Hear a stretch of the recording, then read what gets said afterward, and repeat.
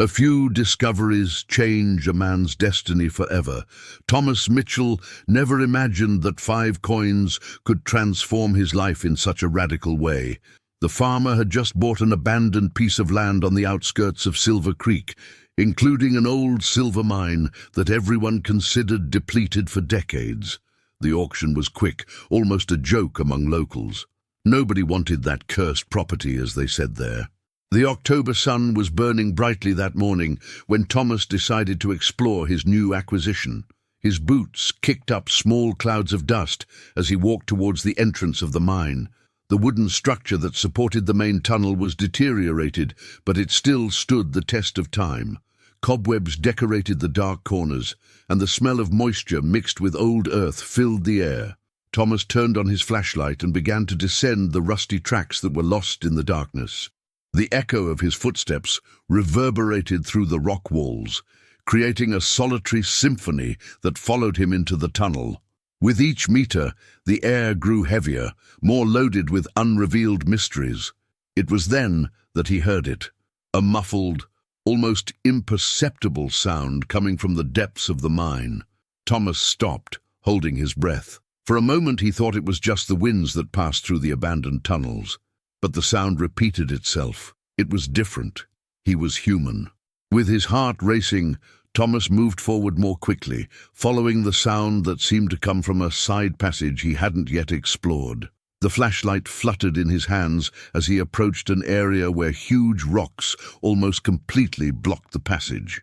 And it was there, through a small opening between the stones, that Thomas heard again. This time, there was no doubt. They were human voices, weak but unmistakably real. Thomas shouted toward the opening, his voice echoing through the rock chambers. The answer came immediately, a chorus of desperate voices that spoke at the same time, creating a cacophony of hope and despair that chilled the farmer's blood. Someone was alive inside. After all these years, someone was still breathing in the depths of that forgotten mine. Thomas Mitchell knew that some moments define an entire existence. This was one of them. The voices on the other side of the rocks told a story that seemed impossible. Through the small opening, Thomas was able to establish communication with the imprisoned men. They were 4 miners who were working on the extraction when a landslide sealed the main passage more than 15 years ago. 15 long years living in the depths of the earth, surviving on water that dripped from the rocks and small animals that ventured through the tunnels. The oldest of them was named Samuel Carter, a man who had descended into that mine when he was still young and strong. His voice, though weak, carried the authority of one who had become the group's natural leader. He explained to Thomas how they had managed to survive, creating a system of turns to keep an eye on, exploring every inch of the tunnels for food and water, keeping their sanity through stories told and retold in the endless nights. Thomas rushed back to town, his heart beating like a war drum. He needed help, tools, men willing to work. But when he arrived at the local tavern and told him of his discovery, he was greeted with skeptical looks and nervous laughter. Many felt that the desert sun had affected their minds. Others remembered the legends about the cursed mine and preferred to keep their distance. Only 3 men were willing to help. Jake Morrison, a retired blacksmith with hands as strong as beaten iron. Pete Johnson, a young worker on the neighboring ranch who was always looking for adventures. And surprisingly, Father Michael O'Connor, a grey-haired Irishman who firmly believed that no man should die alone in the bowels of the earth. The 4 returned to the mine, carrying pickaxes, ropes, flashlights, and fresh water. The plan was simple but dangerous. Remove the rocks one by one, creating a safe passage without causing new landslides. Samuel Carter, on the other hand, guided the work through the small opening, his decades of experience in mining being crucial to avoiding tragedies. The work began at dawn and lasted for the entire day. Each stone removed was a small but significant victory. Thomas felt his muscles burning, his hands bleeding from the cuts in the rough rocks, but he wouldn't stop. With each passing hour, the voices on the other end seemed closer, more real. During a rest break, Samuel told how they had organized their lives in that impossible place. They had found a vein of clean water that sprang from a fissure in the rock. Small bats and rats provided protein when they managed to capture them. Fungi grew on some damp walls, offering basic nutrition, but mostly they had each other.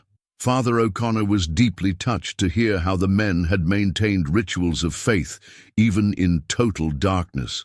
Every Sunday, Samuel recited from memory portions of the Bible that he had learned as a child. They sang hymns under their breath to mark the passing of the days.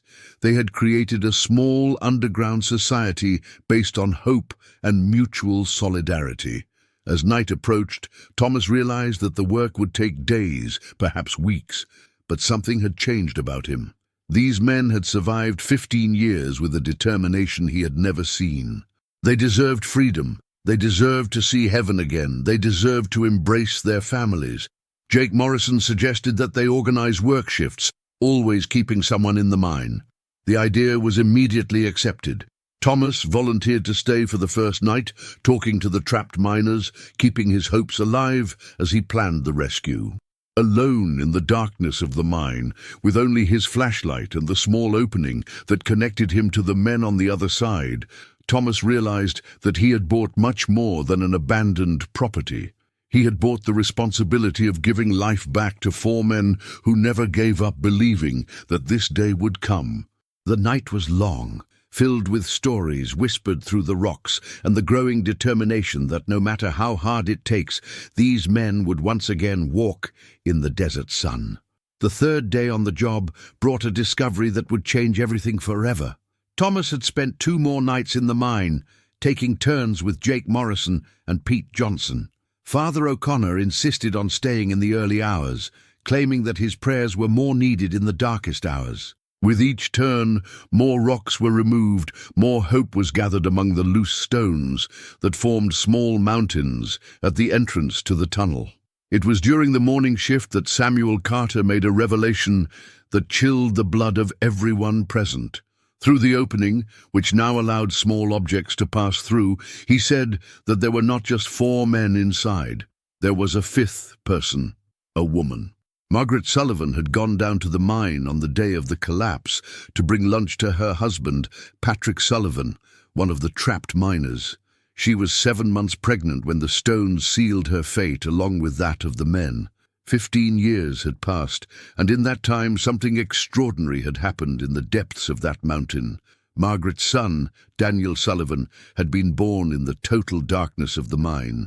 He had grown up there, his first steps taken on rough rocks, his first words echoing through the subterranean chambers. The boy, now 14, knew every tunnel, every leak, every sound that subterranean world could produce. He was perhaps the only child in the world who had lived his entire life without seeing the sun. Thomas felt his legs weaken when he heard this story. A woman and a child. The responsibility of the rescue had become infinitely greater. Margaret had become the soul of that group, caring for everyone as a mother, nurse, and source of hope. Daniel was the light that kept everyone alive, even in absolute darkness. Father O'Connor wept openly when he learned of the existence of Margaret and Daniel. Jake Morrison stopped working for a few minutes, absorbing the magnitude of what they were facing. Pete Johnson, the youngest of the rescue group, declared that he would work day and night until he managed to free these people.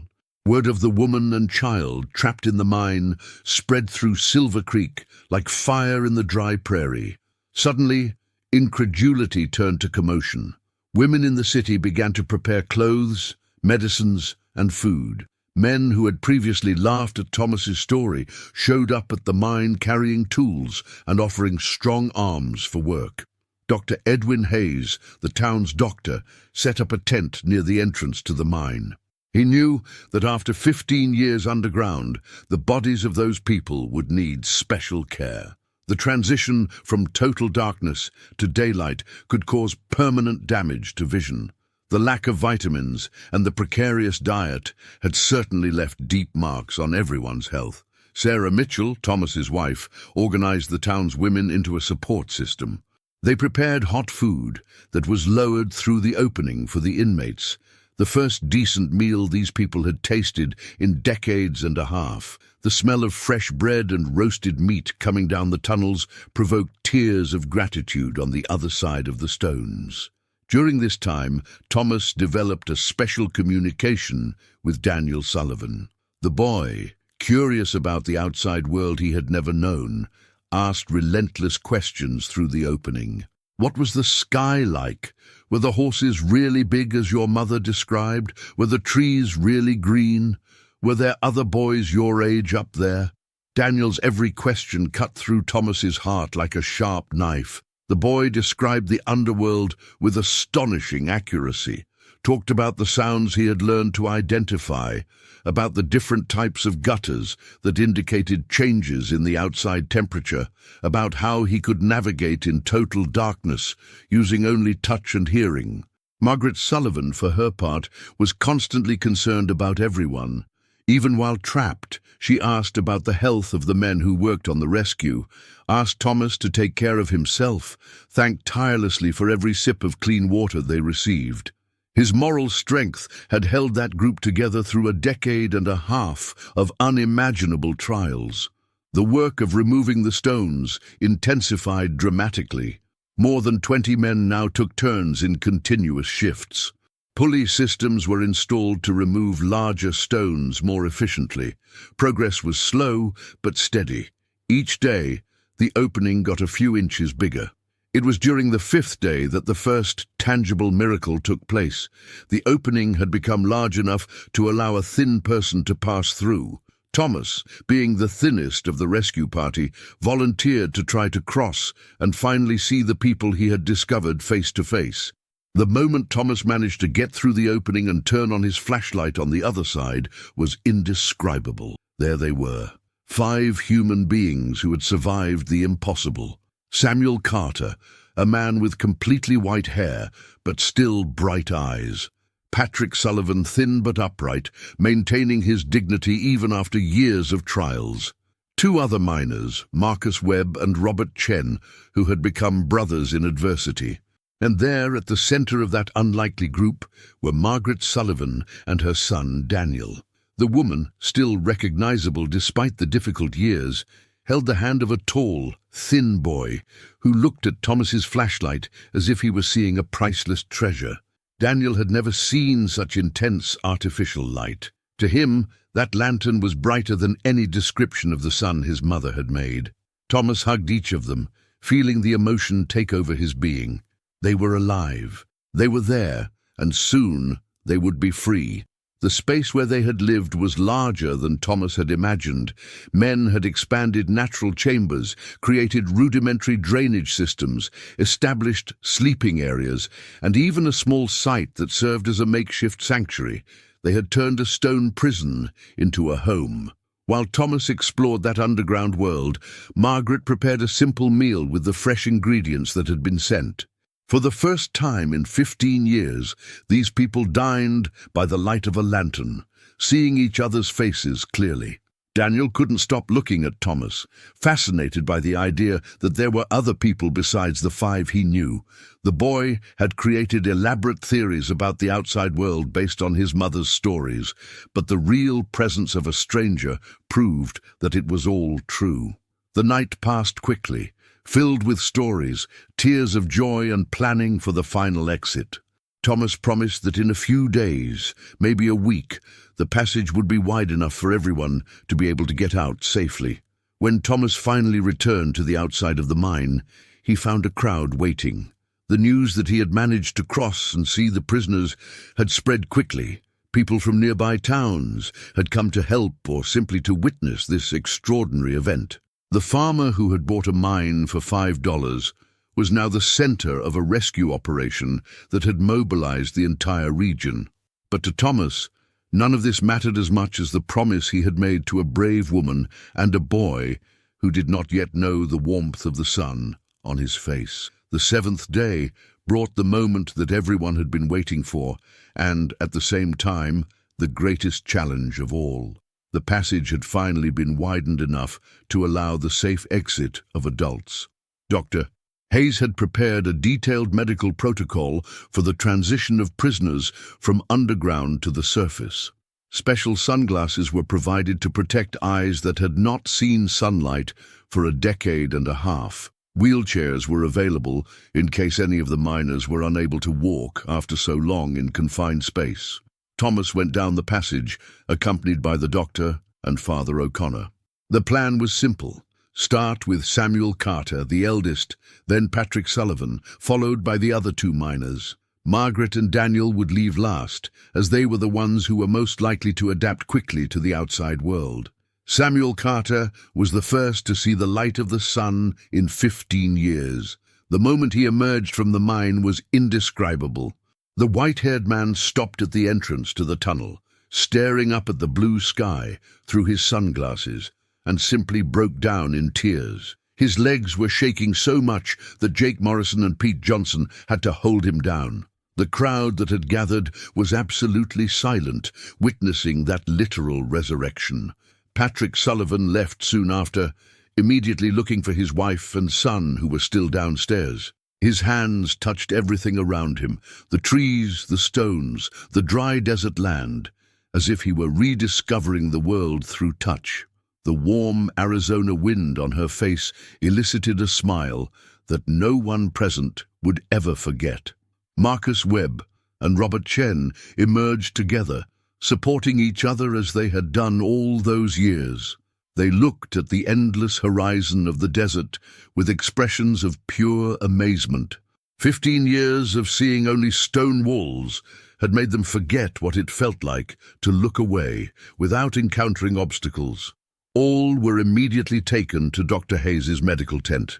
Preliminary tests revealed severe malnutrition, severe vitamin deficiencies, and bone problems caused by lack of sunlight. But surprisingly, everyone's vital signs were stable. The determination to survive had kept their bodies functioning beyond the normal limits of human endurance.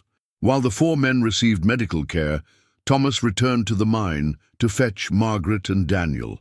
This would be the most delicate moment of all. Margaret was nervous, not for herself, but for her son. 15 years underground had been a choice forced by circumstances, but Daniel had never made that choice. The outside world would be completely new to him. Margaret Sullivan emerged from the mine with the dignity of a queen. Despite the difficult years, she maintained an upright posture and a determined look. When she saw the sky for the first time in a decade and a half, she didn't cry like men. Instead, she smiled. A smile of deep gratitude and inner peace that touched the hearts of all present. But it was Daniel who provoked the most intense reaction from the crowd. The 14-year-old boy emerged from the mine holding Thomas's hand tightly, his eyes protected by special sunglasses. His first steps in the outside world were hesitant, cautious. He stopped every meter, touching things his mother had described but had never experienced. The first thing Daniel did was to kneel down and touch the earth, not the cold, wet rock of the mine, but the hot, dry land of the desert. He picked up a handful of sand and let it run through his fingers, marveling at the texture. Then he reached out to feel the wind, something he had heard about but never experienced. When Daniel finally lifted his face toward the sun, even though he was protected by his sunglasses, he asked a question that no one present would ever forget. "Mum, is this how God sees us, from so far away and so bright?" Daniel's question echoed in the silence of the desert, and there was not a single person in the crowd who was not weeping. Father O'Connor later stated that it was the most profound question about faith he had ever heard in 40 years of ministry. Dr. Hayes examined Margaret and Daniel with special care. Margaret had the same problems as other adults, but her general condition was better, probably because she had dedicated herself to caring for others before herself. Daniel, surprisingly, was in relatively good physical condition. Their young body had adapted to the extreme conditions better than the adults. But the real miracle was discovered when Daniel was tested for vision problems. Although he had lived in absolute darkness, his eyes were functional. Dr. Hayes explained that Margaret had likely exposed her son to small amounts of light from makeshift torches and flashlights over the years, allowing his vision to develop minimally. The first meals of the 6 rescued in the outside world were events in themselves. Each flavor was a rediscovery. Daniel tasted fresh fruit for the first time in his life, and his reaction of pure joy caused Sarah Mitchell and the other women in town to cry with emotion. The boy couldn't believe that there were so many different flavors in the world. For the next 3 days, the 6 survivors remained at Silver Creek, regaining strength and gradually adjusting to normal life. Samuel Carter spent hours talking to other retired miners, sharing survival techniques he had developed. Patrick Sullivan couldn't stop hugging his wife and son, as if he wanted to regain all the hugs lost in 15 years. Marcus Webb and Robert Chen decided that they would never go down to a mine again. They had lost their taste for mining, but had gained a perspective on life that few men possessed. They knew the value of each day, of each breath, of each moment of freedom. Margaret became an almost mythical figure in Silver Creek. The women of the city came to her constantly, wanting to hear how she had maintained hope all those years. His answer was always the same. When you have people depending on you, you find forces you didn't know existed. Daniel has become the sensation of the city.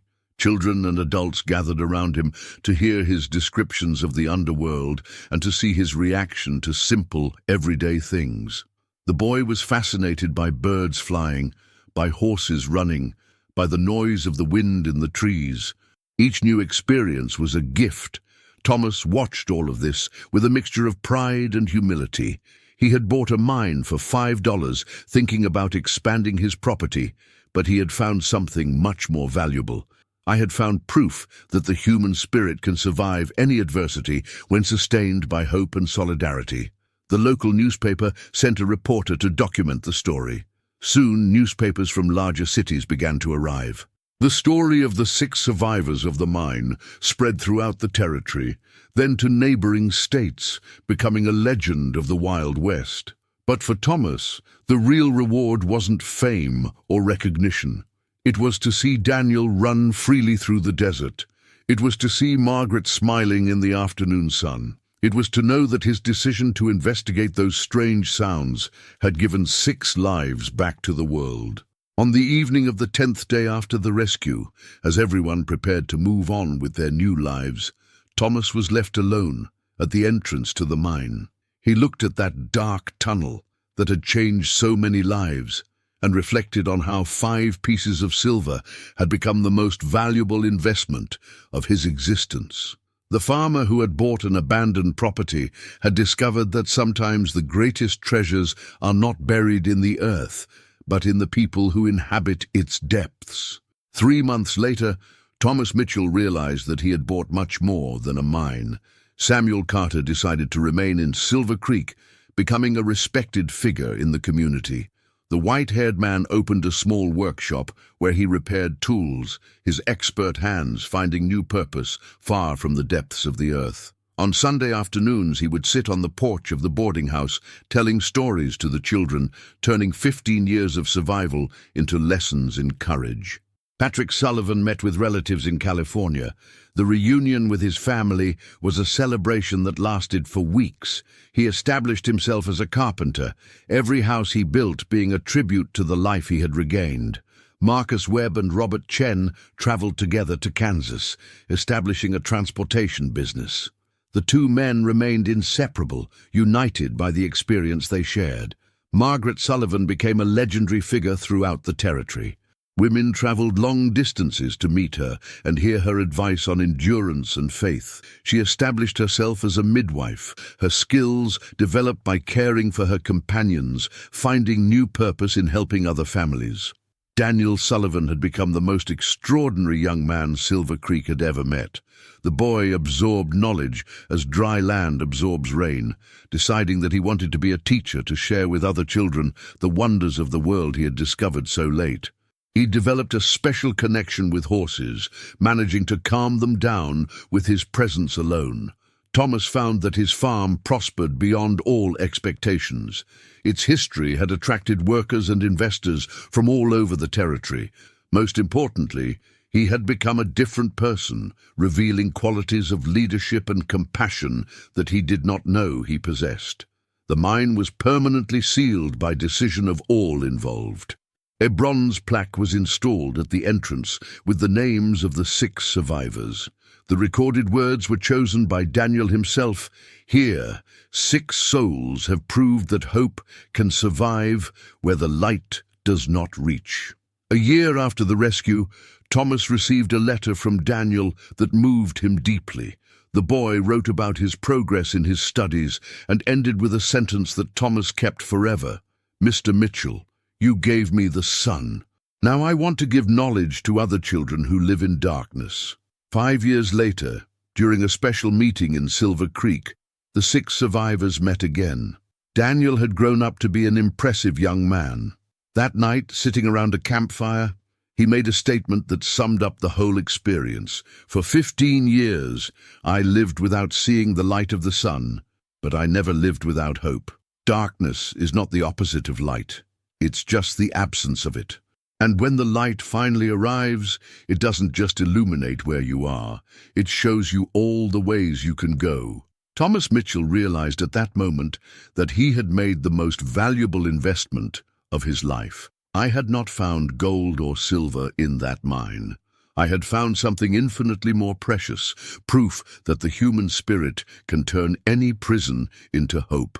The story of the 6 survivors became legend in the Wild West, but for those who lived it, it was proof that the greatest treasures are not buried in the earth, but in the human heart that refuses to give up. If this story touched your heart, leave your like and subscribe to the channel for more exciting Wild West narratives.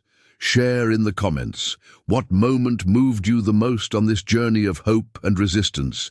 Activate the bell so you don't miss any of our inspiring stories.